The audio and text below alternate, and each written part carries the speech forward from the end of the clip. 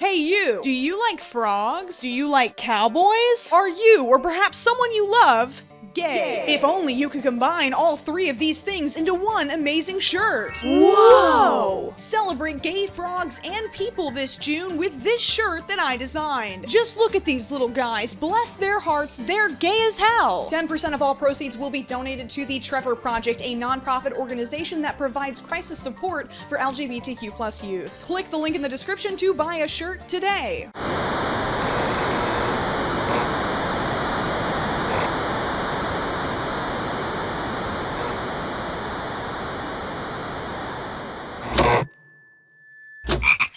Guys, there's something I need to tell you. Many times on this channel, the Disney adults have fallen under my crosshairs, but I have to come clean and confess that I am a DL Disney adult. Some of my best memories are of laying on an air mattress in my Nana's living room with my siblings piled next to me, watching Disney VHSs on her CRT TV. These movies were foundational to my childhood, and they deserve their talking flowers. Tarzan for allowing Phil Collins to unleash his full power. The Emperor's New Groove for its contributions to meme culture. Robin Hood for introducing me to my first anthropomorphic crush. No, not that one. The other one. Nope.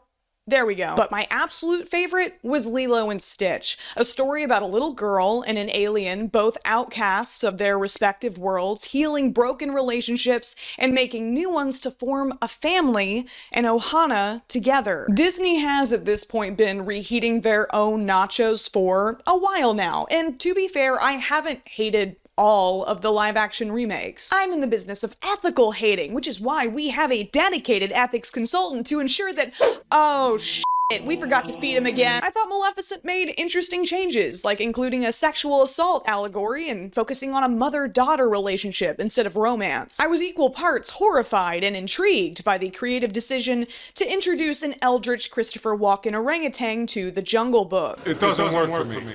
I gotta have more cowbell. Then it all kind of started to become a blur. Auto-tuned Emma Watson alongside Disney's 50th first gay character. Aladdin is less racist now, but at what cost? Airbrushed blue Will Smith? Dead-eyed, photorealistic animals are retelling Shakespeare year over year, the same disappointment. Hey, remember that thing you liked as a kid?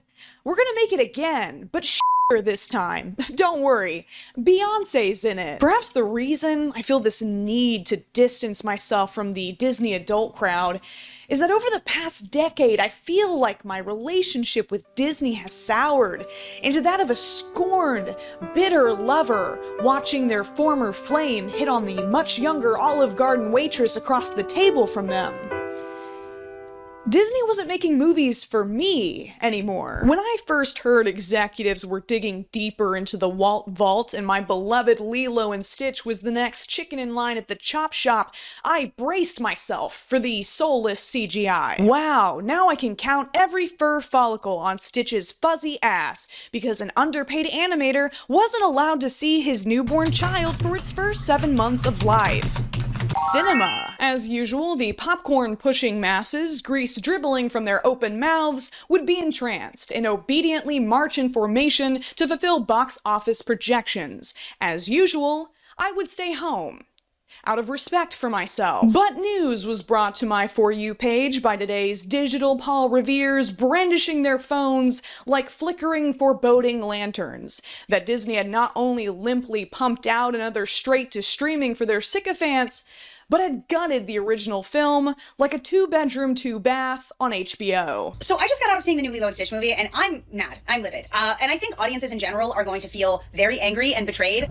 Disney, what the fuck is going on, bro? Like, do we need to get some creatives up in that room? Because clearly somebody's missing the mark. I'm not saying that the whole movie was trash. I'm just saying that it was more trash than not. What the f happened here? So of course, I immediately went to my local theater alone on a Tuesday for an 11 a.m. showing of Disney's live-action remake of Lilo and Stitch, in the middle of the very back row, which is my favorite spot. $16.65 of my hard-earned money, I was surrounded by children, exhausted mothers, and many empty seats. I felt like a pervert.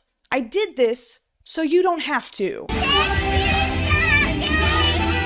Oh, you poor, ignorant child, mindlessly regurgitating shareholder-approved catchphrases. You have no idea what they've taken from you. Now, I went in with incredibly low expectations, but what I saw was far worse than anything I could have mentally prepared for. I beg you, for the sake of your own conscience and the future of the arts, just watch this video instead of contributing a single dollar to this film. Buckle up your officially licensed Disney fanny packs, motherfuckers, because it's about to be a rough ride. Okay, well, that was weird. But before we continue, I'd like to take a second to talk about today's sponsor, Midas Merge, a relaxing puzzle game that won't ruin your childhood. Let me give you a breakdown of the lore real quick. So Nyx, the goddess of night, is being a bit of a diva and has cast her shadow across the Garden of Gold. King Midas and Queen Laia are like, oh no, don't even think about it, girl. You need to team up with them to revive the garden and save its inhabitants. You can hatch so many different creatures, like these fluffy cappy birds or these adorable mox foxes in their tiny little teacups. You can then merge items to evolve them, and somehow each level they just keep getting cuter. Look into those big innocent eyes and tell me you don't want to save them. You can play anytime, anywhere, no Wi-Fi required. The game is also completely free and ad-free, which I love because, I mean, let's face it, it's basically impossible to avoid ads these days, am I right, guys? Am I right? If you're one of the first 100 people to install the game using the link in my description or the QR code on screen, you will receive a unique level 1 Mox Fox named Funky. That's right, I named it after myself because they told me I could name it whatever I wanted and my ego knows no bounds. Don't miss out, download Midas Merge and start playing today. Trigger warning, I'm about to get really annoying about a kids movie. The problems start basically immediately with the pacing, which is noticeably rushed for the entire runtime. Conversations were dumbed down, no shot was allowed to linger for more than a few seconds, everything primed for the skibbity toilet riz attention span. This did not work, however, on the preschoolers sitting next to me.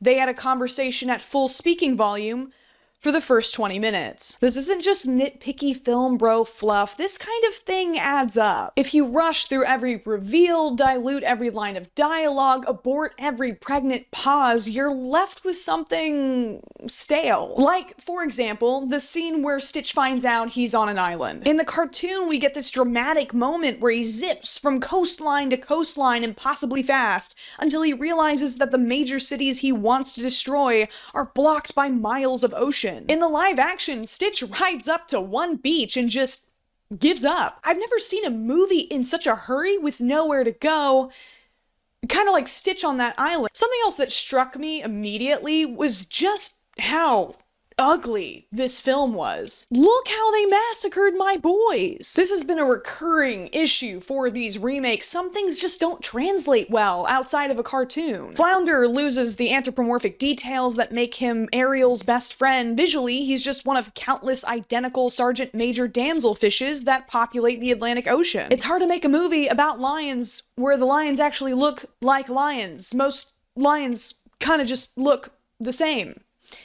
Because they're all conformists, you see. Lumiere and Cogsworth are stiff and lifeless, as if the last petal has already fallen. Their expressions are lost in aggressive, period-accurate detail. Will Smith looks like that. But Lilo and Stitch in live action fundamentally does not work for a much simpler reason. No human being with functioning eyes would ever think this thing is a dog. As I so eloquently wrote in my notes app while watching, it's f***ing blue, for crying out loud. A cartoon allows us to easily suspend our disbelief, unlike watching this hyper-detailed gremlin wriggling in a real human's hands. What is wrong with you?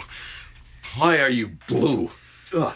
It's not just uncanny 3D animation either. The on-location shots were strangely underwhelming. Like, how do you f*** up so bad that you make Hawaii, one of the most beautiful places in the world, somehow look boring?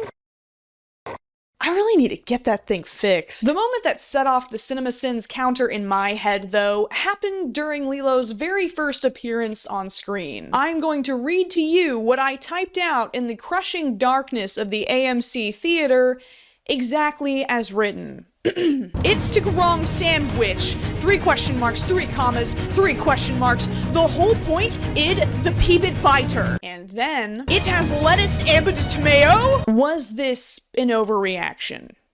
I did devote countless hours to the 625 sandwich stacking game in my youth, so perhaps my passion is warranted. This whole film felt like when you let someone copy your homework and tell them to change it a little bit, which is a problem when your source material was written by people who were actually paid enough to respect the art of storytelling, each detail building onto a larger narrative like a Jenga tower. You can't just start randomly yanking pieces or the whole thing falls apart. When Lilo starts having a panic attack about Pudge the weather-changing fish getting his preferred sandwich, the audience is confused until they're sucker punched with the revelation that Lilo's parents died in a car accident during a storm. This strict ritual is a traumatized child's coping mechanism, a desperate attempt at maintaining some semblance of control. Fast forward to 2025, after f***ing up Pudge's order, Lilo mentions the fish's powers, but we're never told how her parents died. Jenga pieces on my face, then. There is not a single character in this movie that didn't leave the cutting room floor looking as chopped as Pleakley's Black Bob. First, let's just rip off the band-aid. They completely got rid of the sexy shark alien, and yes, you heard me correctly, the sexy shark alien. This is my truth. According to the director Dean Camp, Gantu was one of those things that just didn't work so well in live action. Then why the fuck did you make the movie then? I'm sorry. I need to calm down. I do stand by the decision in trying to ground these characters more and tell a story with a little more emotional depth. Especially between the sisters, I feel like you have to free up real estate. With Captain Gantu gone, there was not only a sexy shark man-shaped hole in my heart, but also the real estate of the script. A hole that apparently Jumba had to fill. If you think about it, the original Lilo and Stitch really has no villain, unless you count Gantu, which, I mean, come on. Every character that introduces conflict to the story is carrying out what they perceive to be a necessary duty or their biological programming. Throughout the story, they learn to grow past these imperatives and change for the better. Shareholders, however, seem to have collectively decided that these themes are too complex for the Gen Alpha mind. And perhaps they're right. In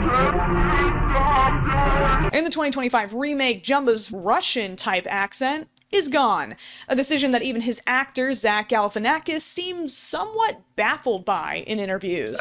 These days, accents are maybe the PC. I don't know what happens. I don't know how those decisions are made. Like, no German, no Russian, no accent. So I think maybe they wanted to stay away from that kind of thing, but I can't really do voices anyway. But it's not just the voice, that's completely different. Cartoon Jumba's only motivation is his love of science. He's not evil, he's just a little crazy. At first, he's only interested in Stitch as a part of his research, but after observing him in the human world, he slowly realizes he is more than just a cute, fluffy experiment. By the end of the movie, Jumba kind of takes on this goofy uncle role, becoming an important part of Stitch's new Ohana, and I love him and his husband dearly. In contrast, 2025 Jumba, with his grating Redditor aura, is an annoying asshole who never has a single positive interaction with anyone. He's obsessed with using his destructive Discord kitten as a weapon to take down the councilwoman and actively takes pleasure in tormenting Lilo. Another shallow, designated Disney bad guy. Pleakley is completely deossified, diva down. When asked about Pleakley's shake-and-go wig being literally snatched, the director just responded, I have had people message me, why is Pleakley not wearing a dress? And I just want to say,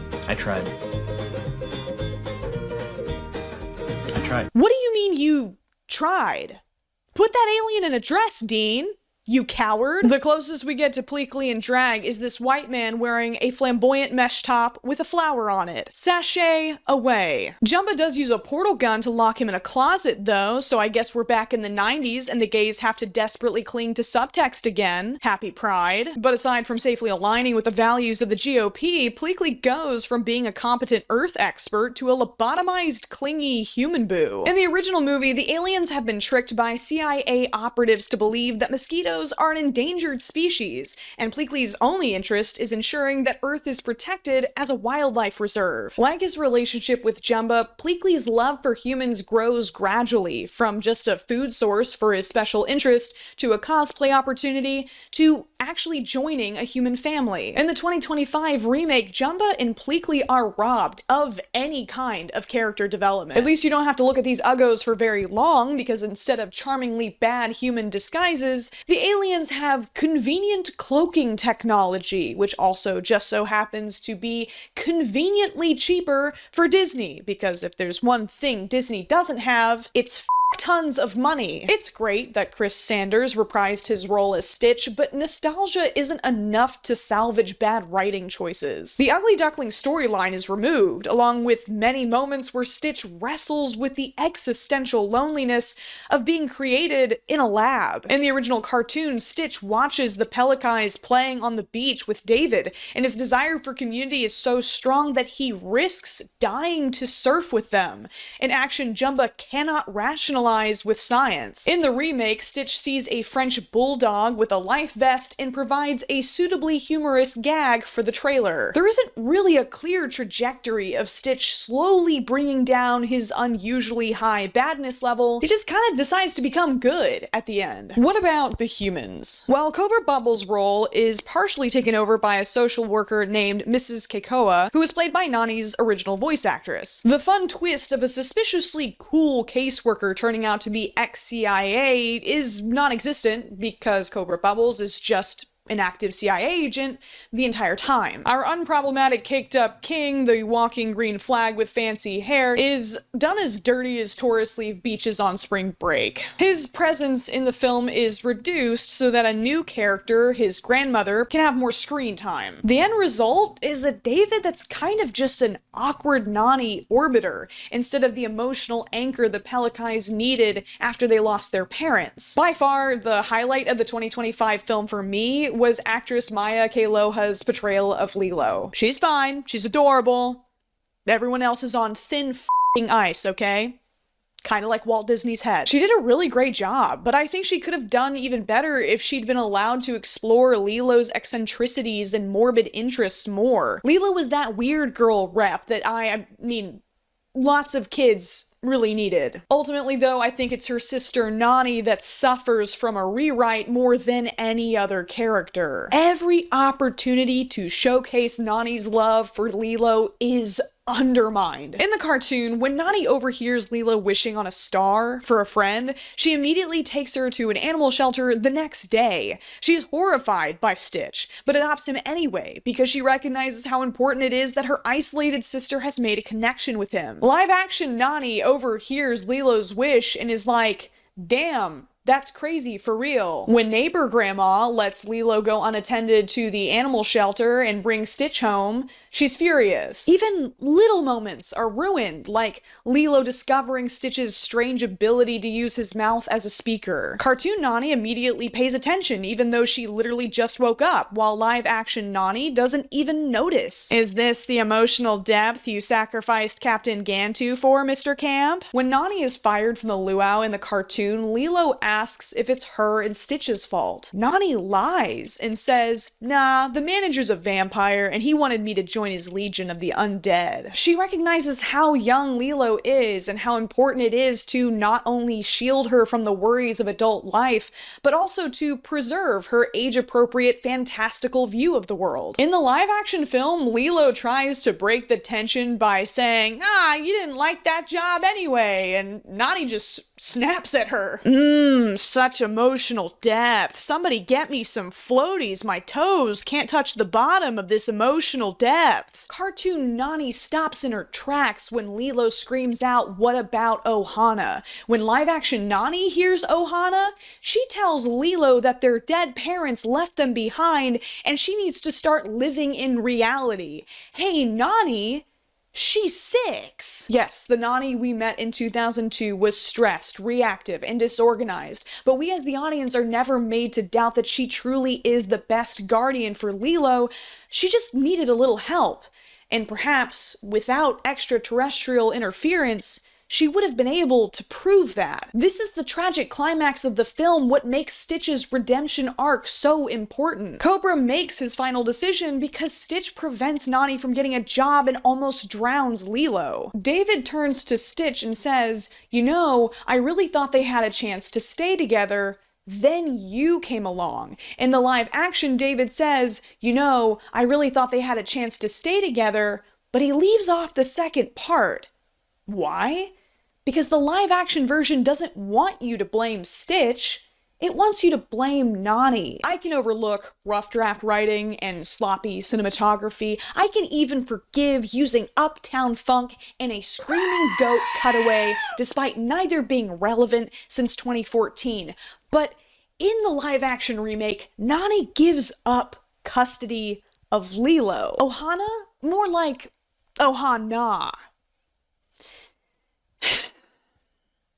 Writing is my passion. Hey there, everybody. Holy shit! It's me, Mickey Mouse. We at the Walt Disney Company are sorry you weren't satisfied with your experience and would like to offer you a complimentary Lightning Lane pass to kiss my... Okay, so that's how it's gonna be. Well, careful. You don't want to lose your PG rating. To make the pretentious YouTuber disappear, we get to say the magic words. It's not that deep, bro. Come on, fellas, say it with me. I understand that I'm not the best person to relay this information. I mean, feel free to take a color swatch. But this new ending, especially in this political climate, should disturb you. And I can't not talk about it. Throughout the movie, we are aggressively informed that Nani is super smart, and taking care of Lilo is the only thing standing in the way of her enrolling in a marine biology program in California with a full ride scholarship. OMG, so subtle. The caseworker, Mrs. Keikoa, is presented as a guiding hand instead of a threatening presence, but this clashes with the reality that we actually see on screen. When Lilo is briefly hospitalized, Nani is given two options. Either give up your sister and allow the state to take on the medical bills, or drown in debt. A horrifying scenario that just doesn't seem to happen in other industrialized nations, but we aren't meant to question it. It's just the system doing what it's supposed to do. I felt gaslit. In the end, an indigenous woman abandons her home and little sister to pursue an education thousands of miles away on the mainland. Because who would want to study marine biology on an island? Am I right, guys? This only barely qualifies as a happy ending because of a portal gun plot device secretly reintroduced in the last few minutes, so Nani can visit whenever she wants. Stop clickbaiting. Lilo gets to stay with David and his grandma. But the message still remains, trust the system. The system works. This ignores the many failures of foster care and ignores the fact that Indigenous children are massively overrepresented in foster care. Okay, but have you considered women in STEM? Obviously, showing women succeeding academically is great to put on the big screen. It has a positive impact, but not here. Not like this. Nani was already a fully fleshed out character, a skilled surfer who had won awards, and Lilo was never presented as an obstacle to her personal fulfillment.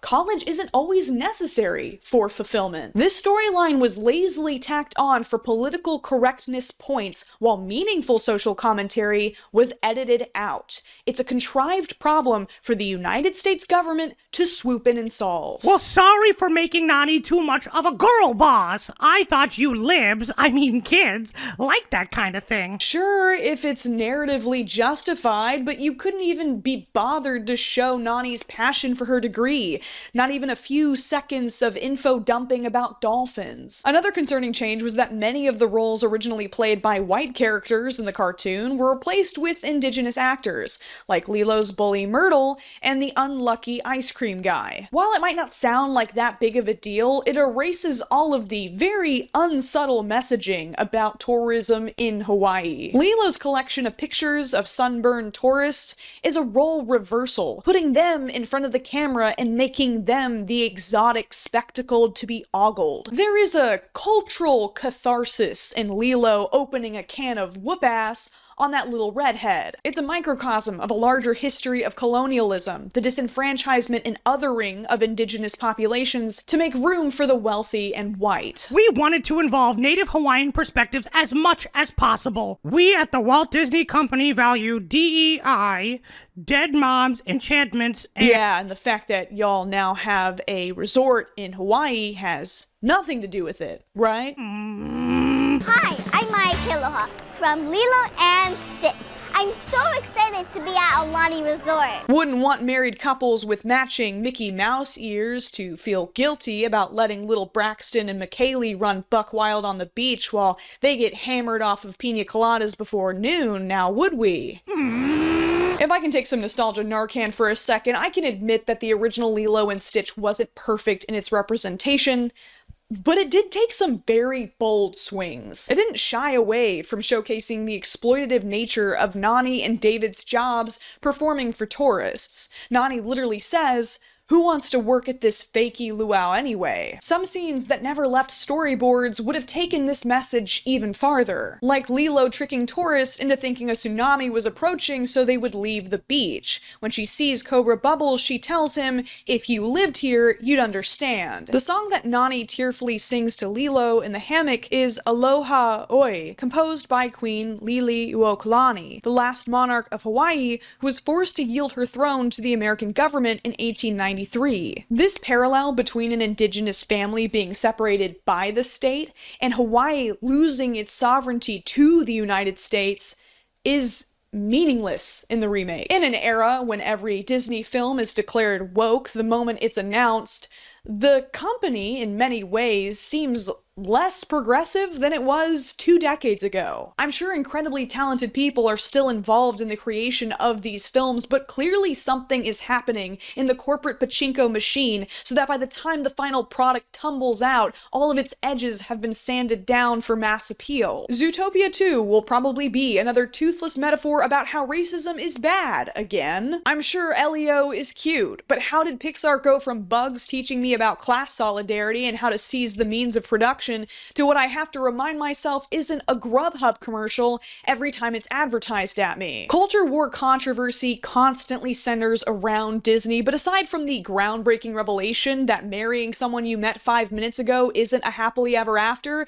and occasionally playing switcheroo with race, it's not like Disney's really pushing boundaries lately. You're mad that Snow White ain't white enough. I'm mad that Disney shifted the blame of a box office bomb onto the shoulders of a single actress who dared to speak up about bombs being dropped on thousands in Gaza. I'm mad Gal Gadot was casted even though this is her most convincing line delivery. You are tearing me apart, Lisa! Oh shit, wrong clip, my bad. Kalel, no! I'm mad that Disney decided to take away 7 life-changing roles from a marginalized community supposedly because it would make Peter Dinklage grumpy. Haha. Despite the fact that there's a perfect blueprint for a respectful adaptation where the dwarves aren't reduced to stereotypes. Why even make another live-action Snow White when Mirror Mirror already exists? The oversaturated picture of an actress with a big angry red arrow side of the internet and the liberal store haircut side of the internet are both pissed off. When you make something for everyone, you make something for no one. The last little propaganda pineapple on this fucked up pizza is this awkward moment